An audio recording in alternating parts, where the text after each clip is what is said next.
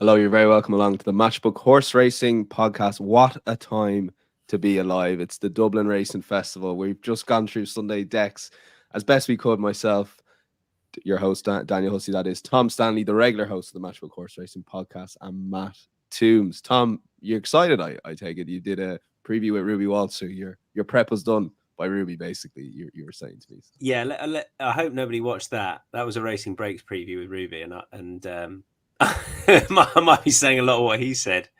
Although we did that on the Wednesday night, and he genuinely didn't know of the Mullins switcheroo that was coming with Gaelic Warrior going 2-5, which I kind of love. I love the fact that Willie just walks in on a Thursday morning and goes, "Change my mind." Fair. It's such a big yard with so many people, so many horses, but he's the boss. And so many intelligent, smart horse racing people that know their stuff, and yet at the end of the day, nobody knows anything, Matt, which is refreshing to see. That it's not just ourselves that know nothing. It's basically everyone else connected to Ruby Walsh, to Willie Mullins' yard, that is Ruby Walsh, David Casey, and the rest. Yeah, it's a decision-making tree of one, isn't it? And that's important when we're looking ahead to Cheltenham as well. If you hear other people from the yard, or if you hear owners talking about where their horses are going, always remember, Willie decides, not them. But what can I ask you, Matt? Why you think he's or Dan? What is the reason here? Because is it just a fear of he feels that Marine Nationale is going to beat whoever he sends? So and Gaelic Warrior is the one he doesn't want to get beaten. Do you think? Because obviously Facile Vega already had why? There's a bit of that, I think, but also he absolutely loves Facile Vega. Every few years he gets a horse he's absolutely mad about. Do you remember Duvan? I remember him being interviewed after he got beaten by Undersow at Punchestown. And Gary interviewed him and said, "Oh, what do you think of the race?" And he said, "Oh, I wasn't watching Undersow. I just assumed Duvan would win." Yeah, and he's a bit like that with Facile Vega. I think he said he worked well during the week and he's desperate for him to prove himself the horse Willie thinks he is. So that might be part of it as well. I got vibes that the Rich Ritchie camp didn't want to run against Marine Nationale. And I thought Willie did. So maybe there might have been something there. I know it's a decision-making of one. But yeah, the Gaelic Warrior thing, it's just frustrating. Look, the Racing Post maybe. Look, I read the quotes again. He was leaning towards there, but look, it was on the front page of the Racing Post. It got us all very excited. It was just a frustrating thing to wake up on. I was really not angry at anyone in particular, but just frustrated that we were promised this clash and we didn't ultimately get it. But I don't know what you think about this, Tom, but look, it is the Willie Mullins benefit festival, but it's still a cracking weekend's racing. It's probably as good as it is outside of Cheltenham. So I'm sort of torn between the two. It's bank holiday over here since COVID, so it's been 3 years of bank holiday. It's almost like they built this bank holiday weekend for the DRF. So there's a lot of positives with the week. I want to stay positive, Tom, but I'm also worried that we need to talk about. It is frustrating that so many horses are in one person's hands, unfortunately. It's not as good as it could be. It's not. No. Ultimately, and it's not as good on paper as it has been in the past. Willie Mullins just has. It's not his fault. No. He's the best trainer. He's the most powerful trainer in National Hunt trainer there has ever been, I think. And he's it's because of his success. But it's a shame because you miss out on those stories to an extent. You miss out on you want competition. He does run the horses against each other. Perhaps at this meeting more as a fact-finding mission for the younger horses to see the pecking order going on to Cheltenham. But, he does run them. But, he's got over half the Grade 1 runners, which is, it's disappointing for the meeting. But there are a few absentees. It's the perfect position. Best part of 6 weeks after Christmas, best part of 6 weeks before Cheltenham. It's just this one is a little bit lacking in competition, and that is because all the best horses are concentrated in one person's hands at the moment. That's where we are in. Well, I was going to say in Ireland, but none of the Brits are going over because they don't want to go over and get beat anyway. So there you are. Yeah. You can't say Cheltenham's a Willie Mullins benefit festival, Matt, because they go mad over there about that. But it struck me actually going to Navan. I think I said this to you either on or off air. Watching Willie had a couple of winners, but they were syndicates, and Manel Cocooner's a syndicate, so at least there was loads of people in the parade ring, so I'm putting two and two together there. But it just shows you, it's not just the big owners. I think a lot of people want to say that they have a horse with Willie Mullins. He is the best. He's earned that right. And look, I'll be honest with you, in the morning, I'm in the horse racing game. I would personally go with someone else, But it is great to say I have a horse with Willie Mullins, I think. And I think it's not just the big owners, because they sort of spread the load around. You think it's someone like JP McManus, for example, jigging down to a point. But it's the small syndicates that are going with Willie Mullins that I guess the strength and depth, third, fourth, fifth strings that could be at someone else's yard are at Willie Mullins. I think that's an important point, and there's a history to that. And that is the Jigginstown divorce a few years ago, that you had the situation where Michael O'Leary was trying to tell Willie Mullins where the horses were run, like he does to Gordon Elliott and all his other trainers, and Willie wasn't having it. So he effectively manoeuvred a situation where Michael O'Leary would take his horses away by raising the fees to a level that he wasn't prepared to pay, because Willie wanted to call the shots. And ever since then, he's been getting loads of syndicates in, new owners, so that the good horses are spread across a lot of owners in his yard, and that's how he keeps the power. Yeah, absolutely, absolutely. But look, we are very much looking forward to it here. We have Sunday deck, so we're going to go through Dublin Racing Festival Saturday, all the grade ones, and a couple of handicaps. Dublin Racing Festival Sunday. Sandown, the guys have a few tips as well. If you are watching on YouTube, do get involved with the show. Leave a comment for the guys and hit that like button, please. It helps our content get out to a wider audience. If you're listening on the podcast, a 5-star review wherever you're listening would be much appreciated. And as always, check out our daily horse racing markets on the Matchbook Betting Exchange. You'll be invariably getting the best price, particularly at the big meetings, the likes of Leopardstown and Sandown this weekend. So we'll start with the Nathaniel Lacey Novice Hurdle. Matt, hit us with a trend here, and I'll go with prices then as well. Yeah, so one of the things we're going to be talking about is Willie's pecking order and which races he knows in it. Tom touched on that a minute ago. And in this race, in 5 of the 6 renewals so far, he's run more than one. His first string has only done best of his horses twice, including one of the 2 winners.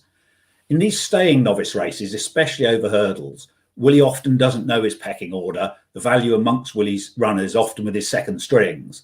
So whilst it's clearly a positive that Paul's chosen Predator's Gold, I wouldn't bank on it that he's on the right one. There are only 6 in this, smallest field so far, no obvious front runner. So it could be a steadily run tactical race, which you'd think would play into Predator's Gold's hand with a 2-mile form. But he still does have to prove his stamina. And I think this could prove a similar test to the Doran's Pride, albeit the ground it probably won't be quite as testing. And I thought Locklin was really good at Limerick. Jumped much better than his debut till getting in under the last when he had the race won. He won by length, but his superiority was a fair bit more than that. I think it was another good renewal of the race. Gordon had 6 in this, relies on Stella Story, who was second in the Doran's Pride, suggests that form's strong. I'd expect Locklin to extend his superiority over him. And at Limerick, I thought Locklin would be well suited by a more truly run race. So if they do go a better gallop, I think he'll just improve again for that. I think he's a really good novice and one of the best bets of the meeting. I'd have him challenging for favouritism here. Okay, and the current markets are Predator's Gold 2.5, Locklin 4.5, Jetara 5.0, which we'll get to in a sec. I Will Be Bay 6.5, Stellar Story, and not without a chance for Gordon 11.0, and Mullins' 4th string Dancing City 21.0. Tom. Yeah, I take the point, and this is, whenever I'm doing one of these previews without Matt, I normally hammer on about how, this is pecking order sorting time, and it can be dangerous with the young horses pre-Cheltenham Festival, when by and large, I think the points Matt making is, he knows his pecking order then, and top of the market is where to look. It's not always here, but I am looking at the top of the market in this instance, just because I feel that Predator's Gold's 6.5 length defeat to Caldwell Potter is a good bit better than the Grade 2 win of Locklin, and I feel he'll improve massively for the step up in trip. Willie Mullins is, he's a trainer who mixes up the trip of his novices pretty well, and this is a horse who I think should absolutely relish the step up in trip. It's something that Ruby Walsh suggested as well.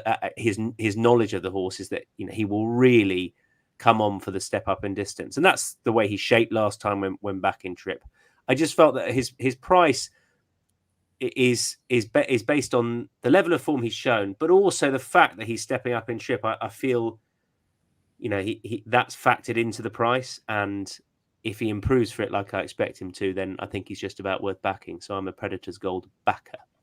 Okay, yeah, and there'll be an interesting market between the top 2. I'm actually going to side with Jetara. This is a mare who won very well at Christmas second season novice, sort of went off the boil towards the end of last season, which I think is sort of getting punters away from her. But I do think she's got the best form in this race. She obviously gets the £7, which I know most people, and me included, think that's great. But when you have mares in these big races, I think that's a brilliant opportunity for mares to run in these races. Neither the first run this season has just constantly improved, and ran well of the course last time out, as I said. So I think she can go well. And just something Matt touched on there with the potential for this also to be a slowly run race. And if you remember the Minella Kakuna race a couple of years ago, I just thought that got very messy, and Minella Kakuna ended up winning what was effectively a sprint under a front running ride from Danny Mullins. So while the form may not necessarily back this up in particular, this isn't the worst horse in the world. And Dancing City, if Danny Mullins gets a freebie in front, I could just see Around the Bend being in a really prominent position that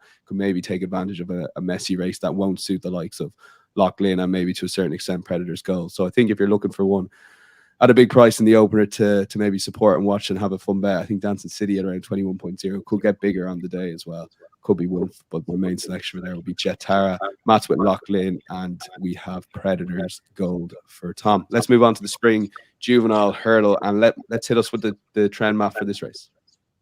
So again, about Willie, since this became a Grade 1, Willie's run more than 6 times. Only twice has his first string done best. 4 of those 6 occasions, Willie trained the winner. 3 times it was one of his second strings. Again, these are young horses, run minimally over hurdles for Willie, so he often doesn't know his pecking order. This is the race that often sorts them out. Don't be afraid to take on the Mullins Hot Pot with one of his stablemates. Yeah, and we're all sort of going around this the same way, Tom. Stormheart currently 2.37. Majbur, very, very interesting horse, I will say that, 6.5. Cargy 7.0, bit of money this morning for that. Calaconti 8.0, Bunting and High Wind 9.0. Yeah, I don't know whether to say what I'm going to say for the best lays, because that's how I'm approaching the race, and it is just a straight up lay of Stormheart, who the others are such unknown quantities. I mean, he's an unknown quantity, but why you would want to take the nigh on 2.0 price about Stormheart when you've got Majbur, Cargeese. Carla Conti I thought was impressive last time, albeit the stable companion Mighty Bandit, I think, is considered the better of the two and came back wrong or snotty and obviously is going to go to the sale. But I don't know, there's a shed load of ammunition against this Stormheart, who is, I think, very short based on a 22 length success in a maiden hurdle. So against Stormheart, don't know what I'd back, but laying Stormheart. Yeah, it's probably not the worst shout in the world, Matt, because I came into this race against the favourite. So laying Stormheart, it saves you having to pick out the Willie Mullins horse. But I was frustrated. I saw your message in the WhatsApp group. I picked out High Wind, and then I realised that you actually picked out High Wind technically before me. But I realised it's been well tipped up, not necessarily well supported yet, but well tipped up. I just think the time that last day was very good, and the fact he's only had one run means there won't be any Boodles run for this horse, so that you'd expect a big run. Yeah, I didn't realise it had been tipped up. I thought this was a slightly darker one. No, I've heard it tipped up in a lot of places, which is right, okay. Yeah. Well, that's probably great good. Minds think alike, but not that many great minds think alike, you know. So, yeah, I mean, he was too keen, and then really novice at the last 2 hurdles on his debut at Punchdown. Lost all momentum at the final flight. I was just impressed with the way he picked up to win so easily after that. It's obviously a concern that his jumping won't stand the test in this much better race. So for me, he's a bit of a win-only bet, but he showed as good an engine as any of these to my eye. So given how unpredictable a race this has been, including amongst Willie's horses, he's a double-figure price at the moment, and it sounds if he is being tipped up everywhere, it's worth getting on that now because he's liable to shorten. Yeah, again, a lot of Mullins horses will be an interesting market, but I think the jumping will improve. The mistake that happened in front of him meant the jumping wasn't quite there. And I also think I was taken from Willie Mullins' comments in the Sporting Life when he said that he thinks High Wind would have needed the run. So I know Ruby and a few others have said there hasn't been much between their juveniles at home and the small bit of homework they've done. So I think it's worth taking a Mullins horse against the Mullins Hot Pot, and I'm with Matt at High Wind, who could be potentially a double figure price on the day. And Tom is just laying straight up Stormheart in that race. We'll move on to the Irish Arkle Novice Chase. Matt, yeah, your thoughts on this race? Look, I'm going to be playing without the favourite, but we're both playing without the favourite market ultimately. But for you, it's going to be a different selection. Well, it might not be a selection at all now, because Founder 50 has been declared for the 2 mile and 5 race on Sunday as well. So we don't know as yet what his first preference is. basically, I think this ought to be easy pickings for Marine Nationale. Facile Vega wants a swamp. The ground looks as if it won't be too bad on the chase course. Found a 50 wants further, question mark about him jumping to his right. The reason I was thinking about backing him against Facile Vega was, he beat him pretty easily at Christmas. Facile Vega's odds on him with the without market. Found a 50 is about 3.0. But I'll probably pass on this now because it may be that he's not going to run at all. Yeah, I was quite sweet on Il Te Tom without the favourite against Facile Vega and found a 50 effectively. Now, look, if that's just a Facile Vega, I still happily, pretending based on the price, would take Il Te Tom. Great record at Leopardstown. Didn't think heavy ground and Limerick suited him last time out. Obviously, well-documented race against Gaelic Warrior. The only concern I'd have on betting this horse is maybe this horse is better over hurdles. I wouldn't disagree with that, but I do think if Facile Vega blows up, found a 50 potentially has that as well. If he is running in this race, I thought the two of them might take each other on. Marine Nationale picks him off, and then Il Te Tom stays on for second. So that was just a bet I had. He was around 21.0, although it has been cut into 15.0 in the win and place markets. So if you got a decent price on Il Te Tom without the favourite, I would check that out. But Marine Nationale, if you are doing the infamous DRF multiples, I think he's one definitely to have on side. Very much looking forward to watching him race. Tom, we'll go to you first. We have the 3 mile handicap hurdle at 3 o'clock at Leopardstown, and you have a fancy here. Yeah, I love we're making this an official, not just any other bets, but the 3 mile handicap hurdle. Yeah. It's the right thing to do. Thank you. I think it's make the case for Ted Walsh's. Yeah, I think it's a good betting race. Yeah. Well, again, I spoke to his son on Wednesday night. But he had a bit to say about this race, actually, and pointed me in the direction of the Leopardstown win last time. It was just a next success. The mare, Gway Cool, has gone up £6 as a result of that. She was patiently ridden in a race where obviously Farouk Delane and Foxy Jack stuck around.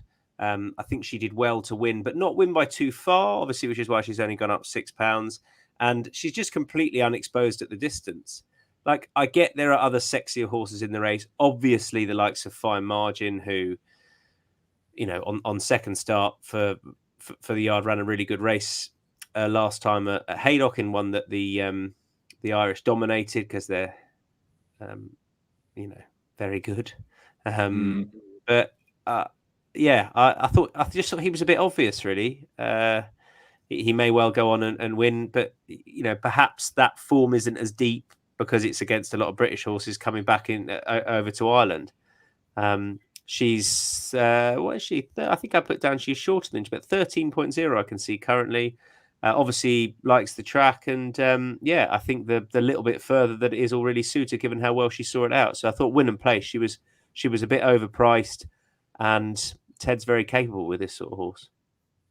Yeah, I was actually I was between her and Nine Graces, and I ultimately went with Nine Graces because I just feel that race in Leopardstown will be the key to this race, and I feel Michelson was probably a tad too back to mount a proper challenge. He was sort of staying on the line, and I feel only being put up £3 for that versus the winner who put up 6. I just feel Mikey will learn more from how to ride versus maybe perhaps the £5 claimer. So I do feel that level of form we've seen Leopardstown Christmas meeting in particular being a good starting point when looking at this race for the Pertemps, that is, for this race in the DRF, and I feel that's probably the form. So personally I'll be backing the 2, but I felt Nine Graces could be the one that potentially will improve further and win this race. But both, I think, decent shouts. And you mentioned the Mullins. There could be a serious gamble on that Fav.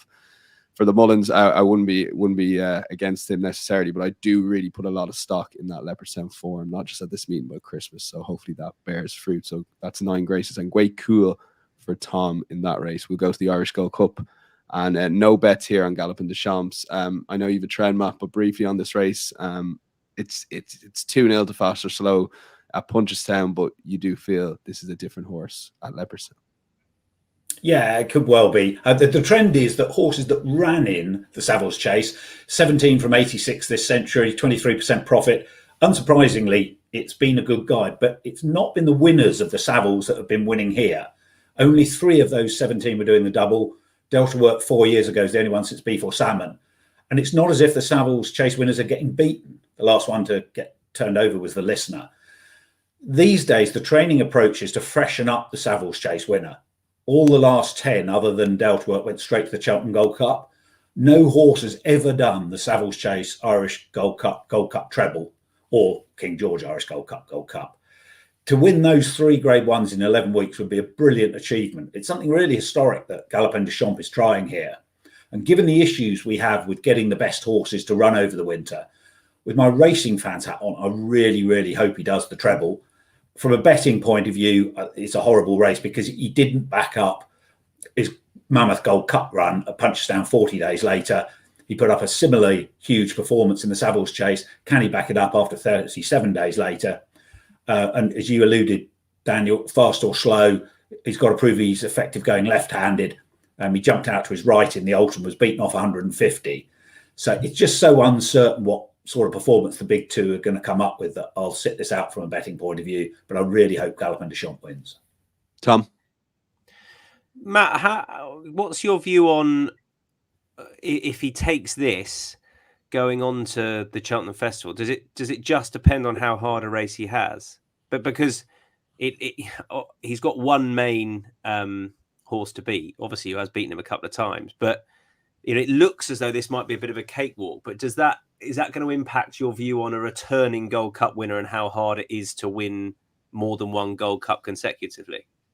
Yeah, partly that. And as you say, how hard a race you have will be important. But this century, 10 horses in their 3rd season or later, like him, have won the Gold Cup. 8 out of those 10 were off for at least 2 months. They were fresh coming to the Gold Cup. And one of the others, Native River, had only run once on a belated comeback in the Demon. Only the Great Quarto Star in their 3rd season or later has had what you might call a full season like Galopin Des Champs going to have, and then go and win the Gold Cup. So I think it is a question mark. It will be a negative, but Galopin Des Champs hopefully is good enough to overcome it. It's really it's a really non-recent Willie way of approaching a Gold Cup defence. It's really got me. Basically, it's going to make me, just the fact that he's running, be against him at Cheltenham, even though he might win head in chest. And it's probably, I don't know whether that's the right way of looking at it. I think it probably is the right way of looking at it. The other issue is that Willie's plan was the John Durkin and this. And then he didn't run very well in the John Durkin, so they put the Savills Chase in. So how heavily prepared was he for that? Does that mean the hard race he had there would leave more of a mark because it wasn't planned? So big question marks, I think. How sure can you go for a Gold Cup, Matt, if he wins this say he wins this by 7-8 lengths to a really good performance from Fast or Slow? He's surely 1.8 for a Gold Cup. How sure can you be for a Cheltenham Gold Cup? I don't think he'll go much shorter than that. Okay. Yeah. Tom, for you, can you see it? So currently, I think from memory, should have them in front of me, but like 2.1, 2.2-ish on the Match Betting Exchange at the moment. So does it go 1.8, 1.9-ish? Yeah, he will shorten if he absolutely bolts up, because there's nothing else. Hewick won a King George, so there's nothing else really sort of slamming down their authority in the race. So if this horse wins easily, he goes odds on, and he's the perfect price to take on at the Gold Cup. But to be honest, whatever he did this year, I was probably always gonna take him on at Cheltenham, just because I don't like it's bloody difficult to win too, basically. Yeah. It's a horse I've never actually got the right side of. I always seem to back against him, but I've stopped doing that now.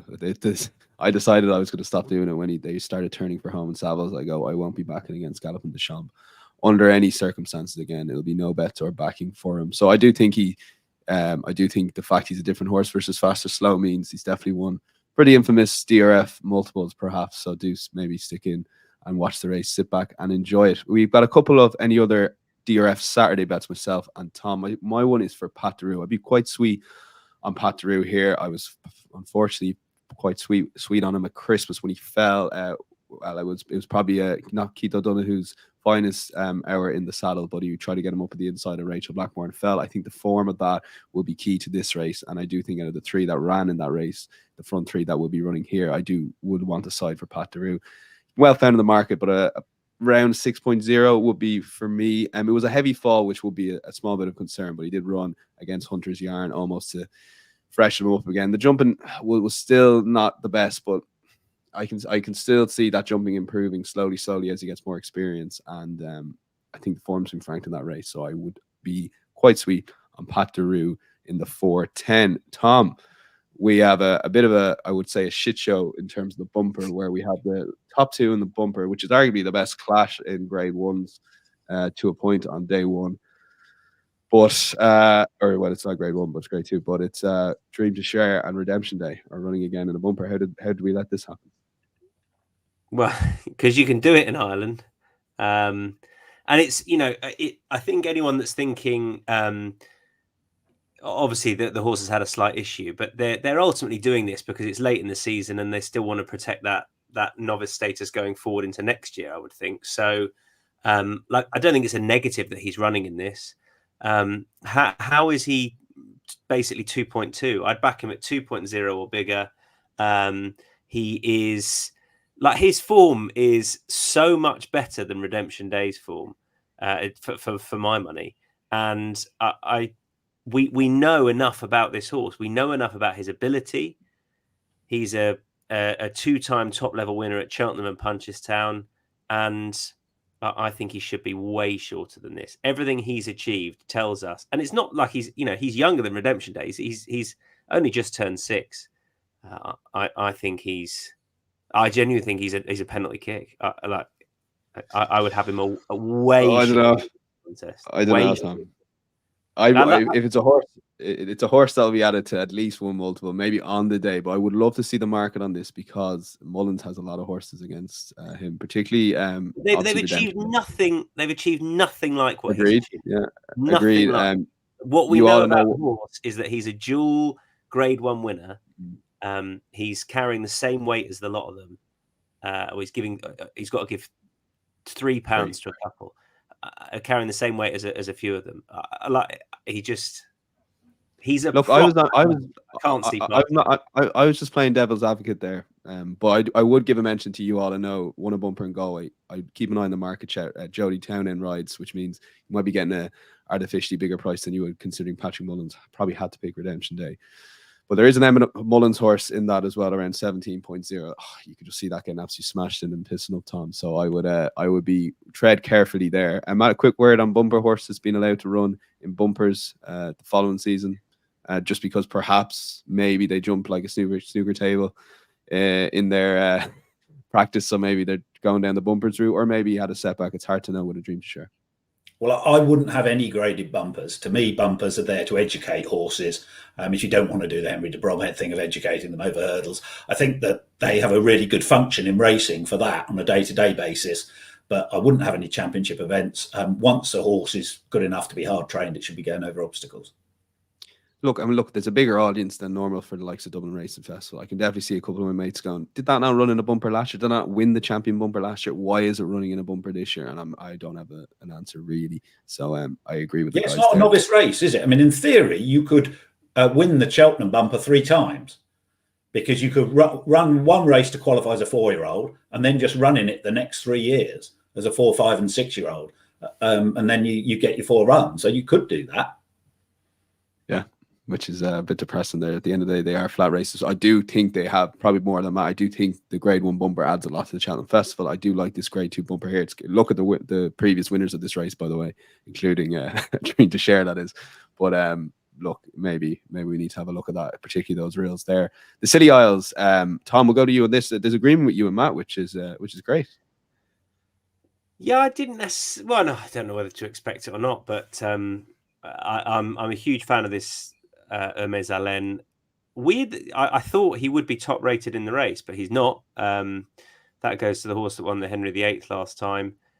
And obviously the handicapper chose to drop Hermes Allen £2 off the back of his run. Incidentally, the time he crossed the line was still quicker than Hewitt winning a King George. I know it's not as simple as that because the races were run differently.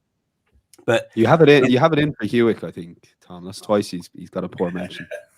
He's good. No, Hewitt's great. I love the horse, but I mean, I believe he has his limitations. He was really suited by how the race developed. I don't think he wasn't the best horse in that race, but he still won it anyway. Hermes Allen. He's a very good jumper of a fence. He actually only made one mistake Kempton, which was pecking on landing, but he still jumped the fence all right. He ran the slowest last furlong of any horse. I think he was getting very tired. He should have been going away from the third, who pecked on landing at the last, but he didn't. I think the drop back in trip is a massive plus. I think a test at the trip, which he will get, will really suit. And I'd have him a little bit shorter here. I do, the Gary Moore horse I do respect, definitely. And I thought Jamie Snowden's horse was probably given a bit too much to do on the day by Gavin Sheehan, who just got off who just got off You Wear It Well, having given her a forceful ride, and that paid into how he rode his horse. But ultimately, I think Hermes Allen is the best of them. He's a very sound jumper, and I think he'll win. Matt 2.5 currently. It's actually decent-ish race for an English Grade 1. Le Patron 4.5, Jello 5.0, Conal Harry 7.0, Nickelback 15.0. Yeah, I don't think it is a good race. I think the 2 mile novice chase form in Britain is almost unprecedentedly weak. Henry VIII Lightning form is represented by those 3 horses you mentioned, Colonel Harry, DeJalo and Le Patron. Form I want to take on. As Tom said, if you look at the ratings, you think it was wide open, but I think Hermes Allen is by miles the best form. He had a foot infection, missed a month, so short of work when winning the Berkshire on his chasing debut. To put that in context, he's the 4th horse to win that Grade 2 on chasing debut. Coneygree won the Gold Cup later that season. Bobsworth the Broadway. Punchestown was 5th in the Broadway, going off favourite. Really warm to his task. As Tom says, he's a really good jumper. And he jumped really well at Kempton for much of the way. But he was just made to look a bit slow by Le Francais. And so often the horse that finishes second to the gun novice gets underestimated. Punters look for winners from other form lines. I think that's the case here. Literally, if Le Francais here was in this and it was a handicap, he was on 12 stone, I think he'd have a decent chance of giving the full £26 away to Hermes Allen's opponents. So I'd have Hermes Allen in odds on this. For those who like a short price favourite to get stuck into, he'd be my suggestion for the weekend. I might just add him to my list there on Matchbook Insights there, guys. Make it a team steam. Tom, 2 selections for Sandown. You promised us selections for Sandown. You said, I'll do the Sandown card, guys. You worry about Leopardstown. You've come up with these 2 horses, so I'm feeling confident. 2 good prices as well. I think not very much, did I? I could have done a little bit better on that front. I'm not going to lie. I expected a lot. I expected a lot more than 2 horses. I was trying to big that up. Pathetic. I couldn't. I wanted to have a bet in the 2 o'clock and just couldn't really find one. I think the 125 is a very interesting betting race because Jinko Blue, I really don't think was ready for that Warwick run when he was beaten odds on. In form that has worked out, even though Personal Ambition was disappointing next time in graded company, he has won subsequently. But I was quite impressed with Jinko Blue subsequent to that at Newbury. I think he's better than 124. So I fear him. But I do think this Classic Anthem as a win place bet at 8.0 is a very fair bet. The Sandown run, I still think he was saving quite a lot for himself when he won. I think there's a lot more under the bonnet. An £8, he got a £6 rise for that.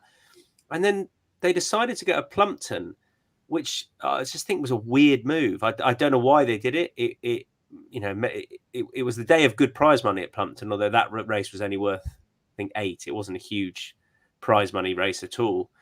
And he was beaten favourite. He still ran well, and he proved himself at the distance. But I think that was an odd one. And I'm sort of going back to if the horse was just not having had that start and was going straight into a handicap, he'd be shorter. He's here off 122. The ground's going to be better than it was for that success a couple of starts ago. But I think that's okay because he's up in trip.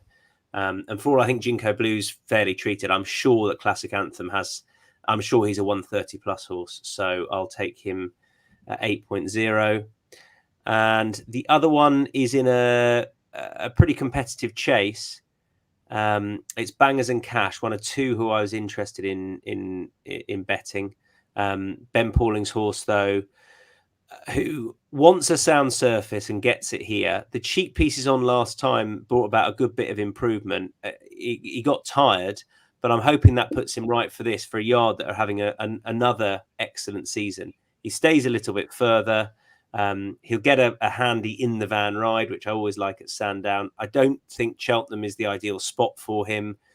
He had a first start of the season over hurdles. That was never going to work, and then was disappointing subsequently at the track, but bounced back to form in the Mandarin last time. Well, that was a better run. I know this is a Class 2, but that was a pretty hot Mandarin. He is back down to £1 above his last winning mark, which came going this way round. And I think he will be in there fighting at the finish at 12.0. I was half interested in the mare Kestrel Valley there as well, who's got a similar sort of good ground up in the van profile, but Bangers and Cash is a bigger price. So 12.0 win and place, Bangers and Cash. Okay. Classic Anthem 125 and the Bangers and Cash, that is 12.0 in the 345. I feel a win and place Trixie coming up here, Matt, because you're going to add a third selection at similar prices.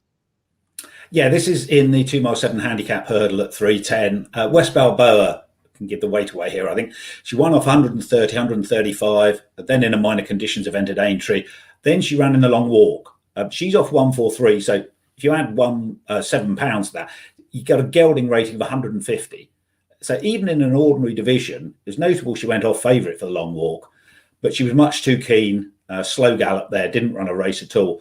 Hopefully a 15-runner handicap will produce a decent gallop for all that's not chock full of front runners. Tristan Durrell's already won 2 big handicap hurdles this season, including the Lanzarote. Good value for his £3 claim. I'll be hoping she can outclass these off 143. She's a backable price, about 8.0. I thought she'd be challenging for favouritism here.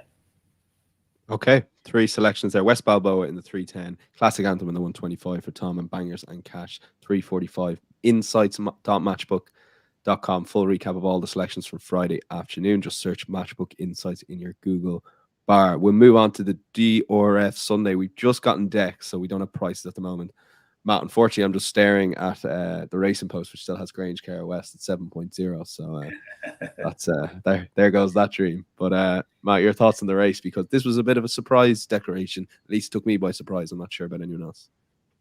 Yeah, I mean, I thought originally he would run. Willie, if he does run them in the 3 miler at Christmas, tends to bring his best horses on here. But the vibes all week were that he wasn't going to.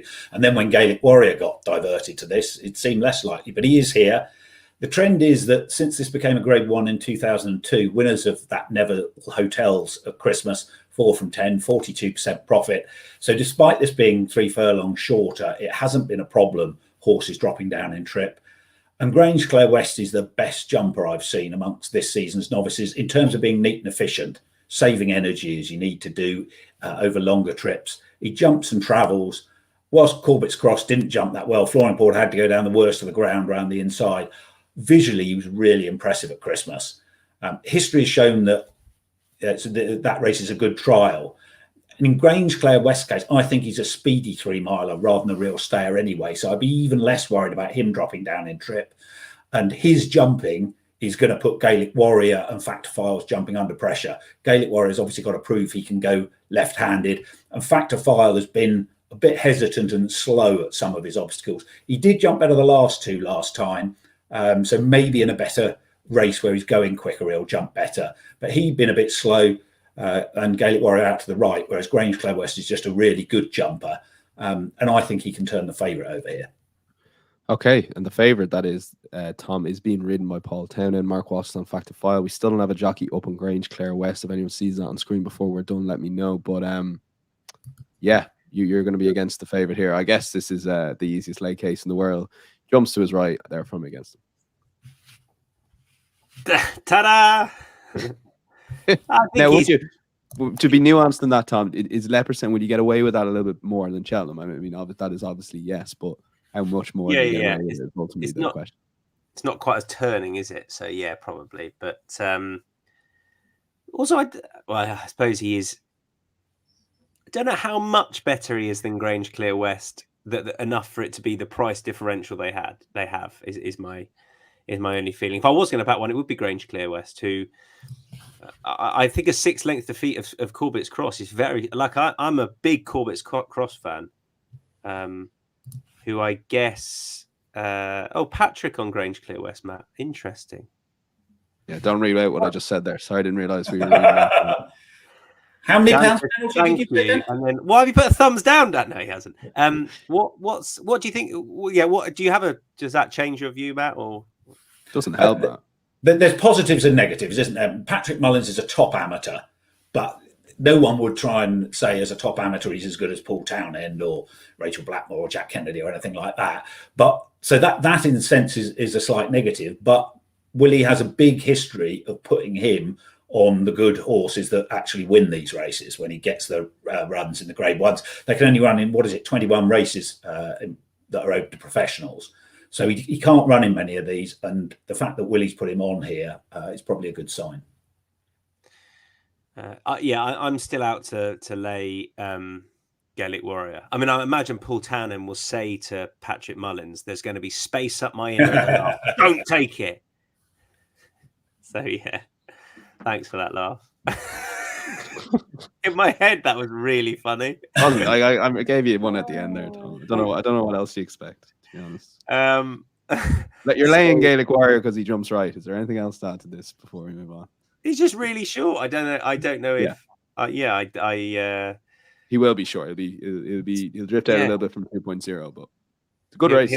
He'll probably win. I think given his jumping inefficiency going this way around, he's worth taking on. Yeah, this could be really probably race of the meeting. To be fair, the more I look at it there, it's hard to react to it live when you see the decks. But yeah, really looking forward to that race. I'd be with the guys.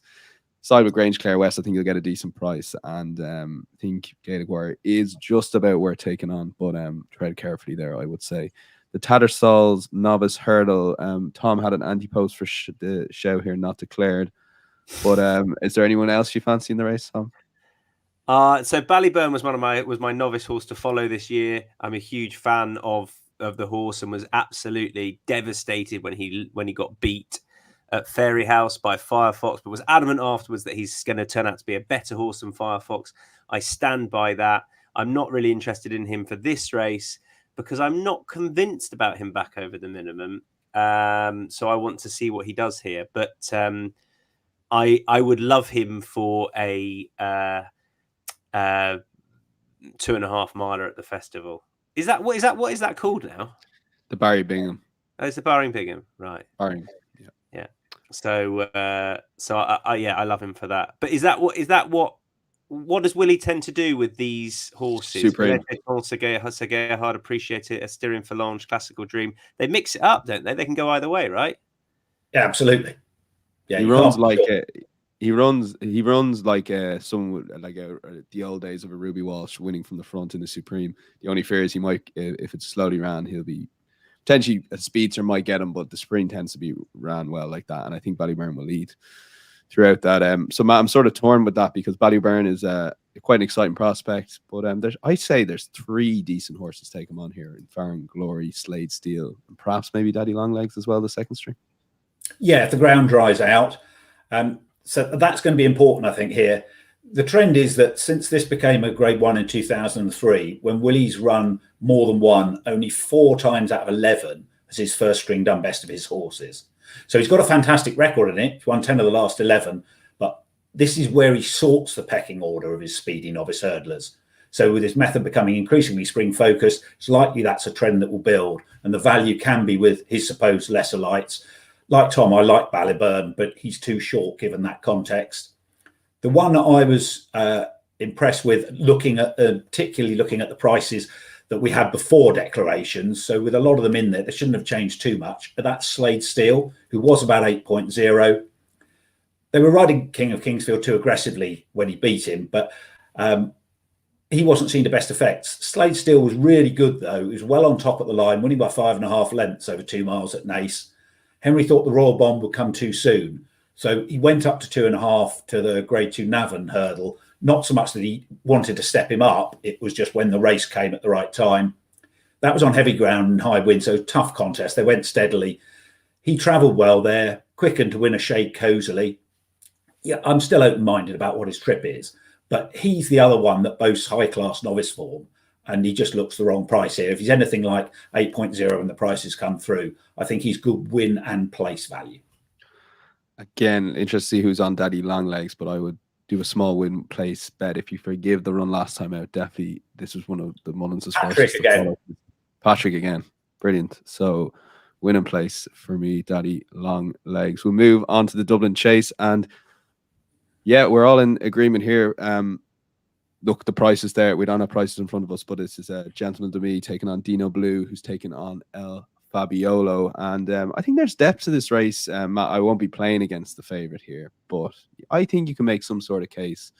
Dino Blue at £7 will give him a good race. And perhaps Gentleman to Me this time of year really suits him. Won this race last year. Is a horse that could perhaps trouble him. So I think ultimately he'll win, which is why I'll be playing without favourite markets. But I'll be tad nervous on El Fabiolo. I don't know why. I just feel those two horses are quite decent. I think you're spot on about the time of year point with Gentleman to Me. Up until the turn of the year, his form for Willie is 5-2-U-4-6-2. From February onwards, it's 1-1-1-1-4. And the only defeat was at the Punchestown Festival. He'd had an infection that he was struggling to get over, apparently, in the run-up to that meeting. So he's only had one run this year. Previous 2 seasons, he's had 2 or 3 by this stage. So how much of it is he needs lots of runs to get him going, how much it's the time of year, not sure. But I think he's got an excellent chance of turning around the form with Dino Blue, because he just doesn't go well fresh. He's about, in theory, are going to be about 4.0 in the without market if you just do the maths, with Dino Blue about 2.5. So if he's anything like that, then I'll be backing him in that market. I'm more confident than you are about El Fabiolo. I think bar an accident, he's going to win. Yeah, Tom, for you, decent race in terms of opposition. Captain Guinness obviously always seems to struggle at Leopardstown, at least once he goes over 2 miles to 2 miles 1 furlong, but it seems to make such a difference to him, that is. Yeah, I would sing from a very similar hymn sheet to Matt, in that I think bar that accident, El Fabiolo will win, and he'll win the Champion Chase as well. He's just the best of this lot by a long way, but my bet is basically based on the difference in price between Dino Blue and Gentleman de May. Dino Blue, yes, she beat him 7.5 lengths, but that was Gentleman de May's first start of the season, and we know what Gentleman de May did in this race last year. He has a bit of brilliance about him, and obviously on official ratings, I think he's giving a 7, and he's rated £6 superior, but I think there's a bit too much between them at the market. If he shows that brilliance he has, he can definitely go and finish second ahead of her, I think, to El Fabiolo. So it's based on, I'd rather back Gentleman to Me than Dino Blue, and I will back him without the favourite. Okay, yeah, I'll be similar selection with Gentleman to Me that time of year. Won this race last year, as the guy said, actually beat Blue Lord, who's same ownership and trainer as the favourite there. So yeah, Gentleman to Me without the favourite, and hopefully we can get a decent price. Check out the Matchbook Betting Exchange on the day without markets, not just in this race, but all throughout the Leopardstown cards. We'll move on to the Irish Champion Hurdle. Don't think we need to spend too long on this. I think we all presume Stayman will win this. He's been an exceptional horse. But Matt, you do have you've been banging the Imperi Pass, perhaps going to the Stayers Drum. Can you see a scenario where that still happens? Oh, absolutely. If he's well beaten again by Stayman, then Willie might take the view he isn't going to beat him, let alone Constitution Hill. Why not give it a punt? The Stayers Hurdle. Horses stepping up from 2 miles with good graded form have a great record in the Stayers Hurdle. So for me, this is about tactics. Last time, Imperi Pass was dropped in behind Stayman. Given he'd been keen in the Hatton's Grace, which hadn't usually been a keen going horse, he's the one proven in good races at intermediate trips. Stayman looks a really fast 2 miler to my eye. It's not what Willie says, but it's how I see it. The logical thing with Imperi Pass, now that's not worked, is get in front of Stayman. That'll help him settle, go his own gallop, and see if he can run the finish out of the classy 2 miler. If he can, then he's got a chance to go to the Champion Hurdle. If he gets well beaten again, step him up in trip for the Stayers Hurdle. So from a betting point of view, quite whether that will happen or not sure. So more an in-running play on the Matchbook Exchange. Perhaps at the start, if you see him lined up in front, if you want to be bold, but maybe wait for the first half mile. And if he is setting good fractions ahead of Stayman, then that might be the time to back him, even though he'll be a bit shorter. Okay, interesting one to check out. We'll move on to the any other Sunday bets section. You're both in the 320 here, guys. Matt, we'll go straight back to you actually on this, and then I'll bring Tom in. Yes, this is Classic Getaway. When we preview the Ryanair on the Matchbook Cheltenham Trail a couple of weeks ago, I suggested him as an outsider worth backing. He's around 44.0 then. With Alahud defecting, they've all shortened. He's still around 19.0. And if he's going to be a contender for a Ryanair, he should be winning this off 156. Schindler's Hump won it off 152 before being beaten less than 3 lengths by Imperial Commander in the Ryanair a few weeks later. He did have a hard-looking race at Tremor on New Year's Day when not getting home over 2.7 on heavy ground after looking sure to win. So that was 34 days ago. You are chancing that he bounces back. But with Paul going on to James de Burley, who was obviously an eye-catcher at Christmas, you ought to get a decent price about Classic Getaway. I'm hoping for double figures. And if he does this, he could be the proverbial graded horse in a handicap. So I'm prepared to have a bit of a go at him, hopefully at a double-figure price. Okay, Tom. My selection is based on 2 horses that took each other on last time, and I think again there's a little bit too much between them in the betting. It's James de Burley in that 320 contest. Obviously bumped into the horse that heads the betting last time. What are the difference in prices between them? There's about 3 points in it. It's slightly shorter now.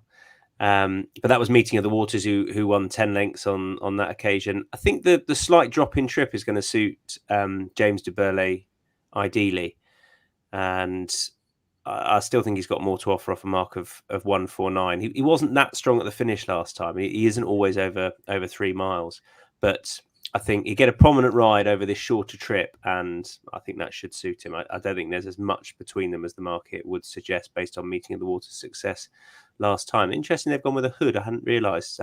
I've only just seen Dex for the first time in Meeting of the Waters. I don't really know what to make of that necessarily, but interesting. He's won his last couple, and now they're sticking a hood on the horse. But yeah, James de Burley round about 9.0 for me. Okay, yeah, and that was the Paddy Power over 3 miles. This is back 2 miles, 5.5 furlongs. That race could be the key. You often see horses running the Paddy Power Christmas at 3 miles, don't quite get the trip, so they look like they're well beaten, and the ground was a bit heavier than it is this time around. And then they come to this race, 3 furlongs less, and run very well. And maybe the Mullen second string there, perhaps third string behind Classic Getaway, and that's adamantly chosen. Could go a bit better on better ground. Was traveling very well in the Paddy Power before, just basically not getting the trip. Don't think you like the ground either. The ground's going to dry out. There's not much rain due for the next 24, 48 hours. So maybe he can go well at a price. But yeah, similar to Tom in terms of that form of that race could work out and tends to work out very well in this race here. And I have a couple other selections just very briefly. I do want to ultimately be against the favorite in the 1240. I can see Foxy Girl running very well, finishing like 4th or 5th and just finding trouble again. She always finds trouble. Punter's going to latch onto her. I think she'll even be shorter than the current 4.0. I can see on my screen here now. But I'll ultimately be against her. Just don't like her jumping big field. I can see her just finishing 4th and the big F beside her, favorite 4th in the race. And I just, out of all the horses to take her on with, Feet of a Dancer would be a tentative selection for Paul Nolan. Really impressed her last time. I think she's been put away since then. And Paul Nolan will target this meeting. And then Attaboy Charlie in the 350 at Leopardstown. Thought this horse ran so well at Christmas. I think they got there way too soon and still won very snugly and still off a mark of 1, 2, 3. I think there's plenty of room there. I actually think this horse will end up going off favourite. It's currently second favourite, but I think we can see punters latching onto him there. And I think at around 9.0-ish, I can see at the moment, I think that's worth taking now if you can get it. So we'll move on to Matchbook Zero Long Shot. Matt, your Matchbook Zero Long Shot for throughout the weekend now. This is so. Yeah, a Classic Getaway. I don't actually have the prices yet, but 20-odd runner race, and he's not been chosen by Paul, so I'm sure it'd be a double-figure price. For you, Tom? I'm going back to Sandown, Bangers and Cash for Ben Pauling in that 345, back on better ground. Cheap pieces retained off the back of a good run at Newbury. And I'll go for Attaboy Charlie in the 350 at Leopardstown. Yeah, no one else has a selection in that race. So yeah, as I said, I think he'll end up going off favourite. Very sure. And I think off that mark of 1, 2, 3, I think there's potential still there off that mark. Best lay time.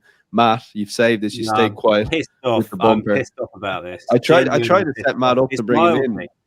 It's riled me. Like I've now amended my best bet to this horse because I'm genuinely pissed off about it. I mean, it's just after I was so adamant about the horse as well, and he just stuck him in as a lay. Sorry, go on, Matt. No, Matt. Before you make your case, is there even 1% of you pissed off that he's running in this bumper, that's making you want to take him on. If there is to share that, I think the listeners and viewers need to know where your head's at. Oh, no, not at all. Good. That's good to hear. That doesn't bother me at all. If you're going to have these graded bumpers, then you might as well let the good horses run in them.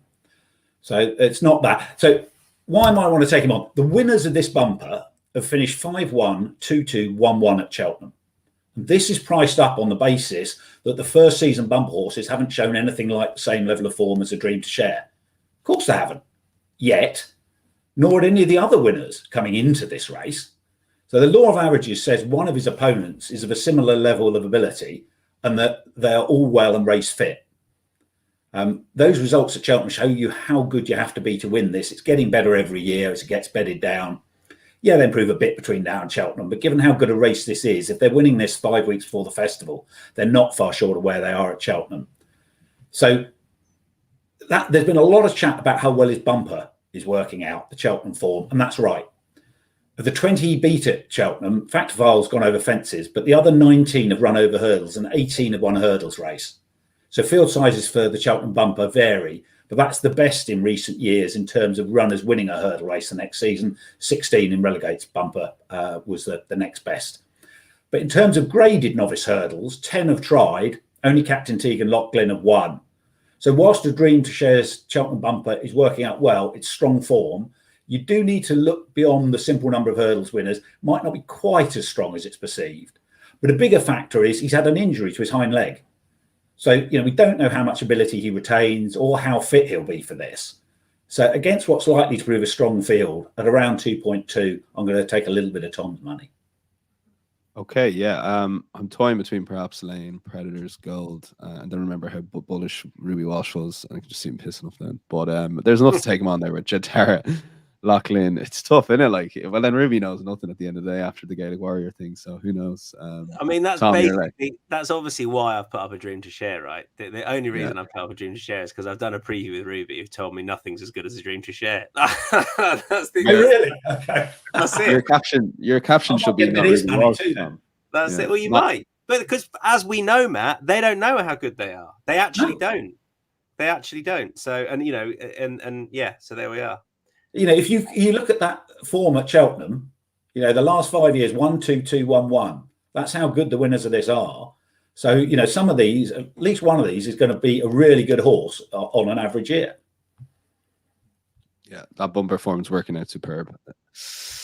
Yeah, I'll stick in tentatively Predators Goal. I think Loughlin, I wouldn't disagree with Matt. There's potential in that horse. Jatara is the horse I'm going to be backing. And I just think the messy race that Dancing City will make it. Don't personally think he'll end up winning the race, but Danny will make it a messy race. And I don't think Predators Goal will quicken. We saw that at the 2 mile. I know it was heavy ground. We saw Caldwell Potter quicken away from it in that heavy ground. So I don't know. There's just a few variables I don't like at that favorite. So best bet time. My best bet is Pat Daru. I want a revenge for Christmas. I remember exactly where I was in Leopardstown on track watching it screen when he fell there. So hoping we get rewarded there. But I think around 6.0, I think he'll go off quite short there. Tom, your best bet. The worst kept secret on this podcast. A Dream to Share. The bumper good thing. The penalty kick in the bumper at better than even money. A Dream to Share. Sorry, we had a comment there about what another horse is being tipped in the comments there. If producer Ryan can just get it up there in the 440. So I think it's Gordon Elliott's bumper horse there. Or what do we think of his chances? So the Enabler. So there you go, Tom. Another horse that you haven't factored in to take on A Dream to Share. Matt. That's well down the Elliott pecking order of bumper horses. There you go. Matt, best bet. Well, I'll kiss and make up with Tom because it's Hermes Allen in the 2:35 at Sandown on Saturday, the Scilly Isles. Very good. Tom, did you enjoy that? You were like sort of co-host, sort of tipster, sort of everything. I think just tipster. Yeah, I like it. I do. Yes, it's quite. I didn't really. But my problem is I didn't really pay attention to the document. So there you are. Yeah, if we can full screen Tom there, we can see he's now not Lick Luck, and unfortunately for us, not Ruby Walsh. Very good. Unfortunately, because we cannot afford either of them. But hey, we've got. Why do you need that when you have Tom? You can just share all the tips there. But no, joking aside, Tom, but thanks. Really enjoyed that. You will be in Racing TV Studios. I will for 5 Grade 1s, yeah. 4 at the DRF and 1 at Sandown. And I tell you what, Musselburgh's a decent card as well. It's a good Saturday's racing. And Spurs Everton at 12:30. What more do you want? Yeah, Spurs playing very well at the moment, Tom. Very, very well at the moment. I will give you that. Yes, and terrifying to watch as well. All the same. Yeah. The Brentford game summed up their season. Hilarious, but they got the job done. Matt Tombs, looking forward to the weekend. I guess it's predominantly Dublin Racing Festival. You unfortunately don't get the RT coverage. There'll be a couple on ITV, so I say it'll just be racing TV for you. Yeah, and well, it's actually my wife Katie's birthday tomorrow, so I shall be not following the racing until Sunday. But very much looking forward to that. No spoilers, Matt, or will you be keeping an eye on the results? So can I text you? No spoilers. My phone will be off, mate. So even if you're texting me that all my tips have got beaten, I won't be reading. We'll get through. Michal Deese will get through somehow. My thanks to Tom and Matt. The InsideStandMatchBet.com will be up at long hour there, but thoroughly enjoyed it. It is one of the best weekends jumps racing. Enjoy it. If you're having a bet on the match with Betting Exchange, enjoy it. As we said, let's hope it enhances the viewing, but please do so responsibly. We'll be back next week. Looking forward to a Cheltenham Trail review where we'll be reviewing all of the Dublin Racing Festival. Until then, bye-bye.